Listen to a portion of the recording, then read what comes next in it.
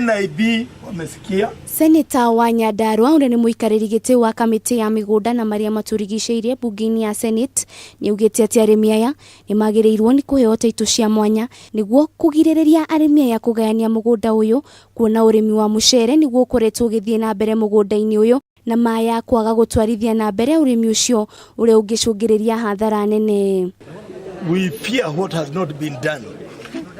Okay, but we should be brave enough to explore ways that can assist the farmers to continue with the rice farming without necessarily having to subdivide land. Mwangi ni arutite mukana wa aturia nime aria marenda kwigwatira mugunda ucio wa eka 30,000 uria wandikithitio rungu rwa thikimu ya gibururi ya urimi wa mai ni National Irrigation Scheme. If the land is subdivided into small portions, it cannot really give them what they had designed to get from rice farming.